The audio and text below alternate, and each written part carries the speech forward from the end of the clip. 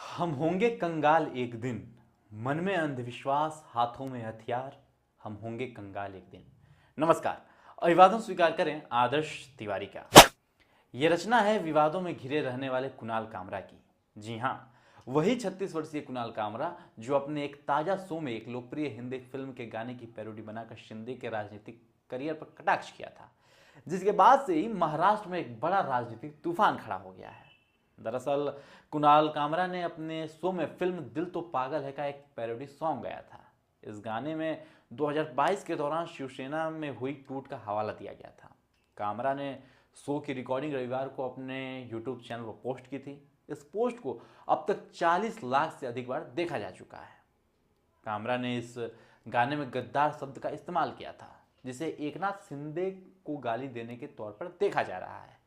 हालांकि कुणाल कामरा ने एकनाथ शिंदे का नाम नहीं लिया वीडियो में। रविवार को वीडियो सामने आने के बाद शिवसेना शिंदे गुट के कार्यकर्ता भड़क गए और उन्होंने इस पर अपनी तीखी प्रतिक्रिया व्यक्त की और मुंबई के खार में हैबिटेट कॉमेडी क्लब में तोड़फोड़ की। साथ ही कामरा को माफी मांगने की मांग की। एकनाथ शिंदे गुट के सांसद नरेश महस्के ने कहा कि कुणाल कामरा पैसे के लिए हम पर और हमारे नेता पर टिप्पणी कर रहे हैं। कुणाल कामरा, अब तक तुम मुंबई में नहीं, हिंदुस्तान में भी घूम नहीं सकते। हमारे शिवसेना और हमारी शिवसैनिक आपको आपकी जगह दिखाएंगे। समाचार एजेंसी पीटीआई के मुताबिक पुलिस ने सोमवार को शिवसेना के पदाधिकारी राहुल कनाल और 11 अन्य को स्टूडियो में तोड़फोड़ करने के आरोप में गिरफ्तार किया है।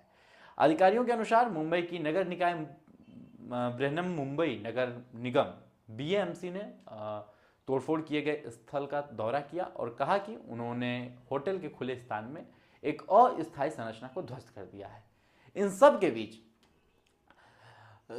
तोड़फोड़ और धमकियों के 24 घंटे बाद कुणाल कामरा ने एक्स पर एक लंबा बयान जारी किया। इसमें उन्होंने लिखा, मैं माफी नहीं मांगूंगा। मैंने ठीक वही कहा जो अजीत पवार प्रथम उप मुख्यमंत्री, एकनाथ शिंदे दूसरे उप मुख्यमंत्री के बारे में कहा था। मैं इस भीड़ से नहीं डरता और मैं बिस्तर के नीचे छिपकर मामला शांत होने का इंतजार नहीं करूंगा। उन्होंने आगे लिखा कि एंटरटेनमेंट वेन्यू महज एक प्लेटफॉर्म है, यह हर किस्म के शो का मंच है।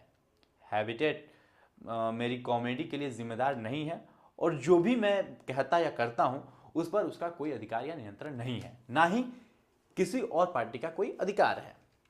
एक कॉमेडियन के कहे शब्दों के लिए किसी जगह को नुकसान पहुंचाना वैसे ही नासमझी है जैसे अगर आपको चिकन नहीं परोसा जाता तो आप टमाटर के ट्रक को पलट दें। सबक सिखाने की धमकी देने वाले नेताओं को संबोधित करते हुए कुणाल कामरा ने लिखा कि बोलने और अभिव्यक्ति की आज़ादी का अधिकार केवल ताकतवर और धनी लोगों की चापलूसी के लिए इस्तेमाल नहीं किया जाना चाहिए। भले ही आज के मीडिया ने हमें ऐसा ही बताया हो, एक ताकतवर शख्सियत की कीमत पर एक मजाक को बर्दाश्त करने की आपकी अक्षमता मेरे अधिकार की प्रकृति को नहीं बदलती। जहां तक मुझे पता है, हमारे नेताओं और राजनीतिक तंत्र के तमाशे का मजाक उड़ाना कानून के खिलाफ नहीं है। हालांकि मेरे खिलाफ किसी भी कानूनी कार्रवाई के लिए मैं पुलिस और कोर्ट का सहयोग करने को तैयार हूं, लेकिन क्या उन लोगों पर भी निष्पक्ष और बराबर कानून लागू होगा जिन्होंने कॉमेडी से आहत होकर तोड़फोड़ को एक वाजिब प्रतिक्रिया मान लिया?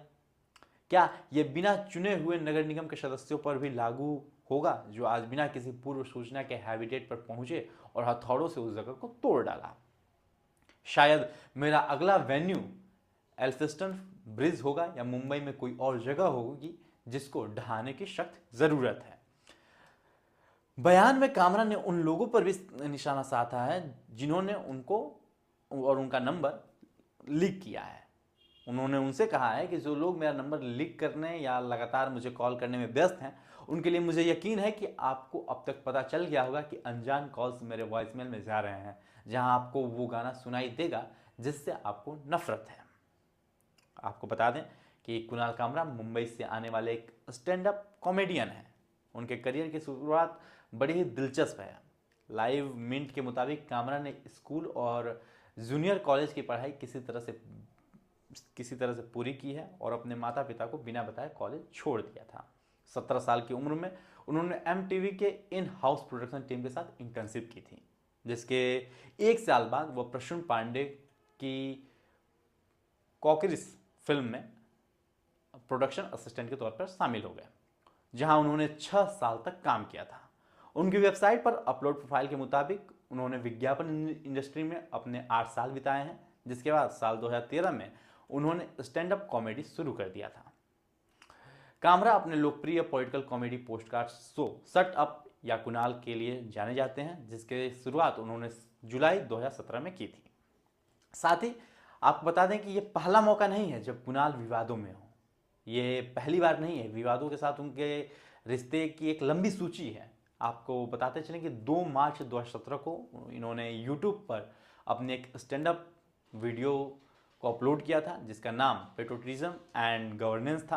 अंग्रेजी अखबार मिड डे के मुताबिक अपने इस वीडियो के लिए उन्हें मौत की धमकियों का सामना करना पड़ा था। वहीं इंडियन एक्सप्रेस के मुताबिक 2018 में कामरा को मुसलमानों, सिखों और मदर टेरेसा पर अपने जोक के वायरल होने के बाद अपना ट्विटर, जो कि अब एक्स है, उस अकाउंट को भी डिलीट करना पड़ा था। आगे उन्हें अपने राजनीतिक विचार व्यक्त करने के कारण मुंबई के शिवाजी पार्क में अपना अपार्टमेंट खाली करने के लिए कहा गया था। उस वक्त उन्होंने अपने अपार्टमेंट की मालकिन के साथ अपनी बातचीत का स्क्रीनशॉट भी साझा किया था। उस वक्त फेसबुक पर उन्होंने एक लंबी पोस्ट भी साझा की हुई थी। जनवरी 2020 में इंडिगो की एक फ्लाइट में कामरा ने पत्रकार अर्णब गोस्वामी से भिड़कर उनकी पत्रकारिता के तौर तरीकों पर सवाल उठाए थे। इस घटना का एक वीडियो भी कामरा ने सोशल मीडिया पर साझा किया था।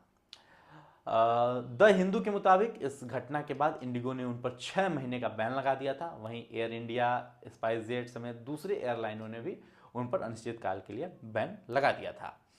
इस प्रतिबंध के बाद फिल्म मेकर अनुराग कश्यप ने कुणाल कामरा का साथ देने के लिए इंडिगो के साथ उड़ान भरने से इनकार कर दिया था।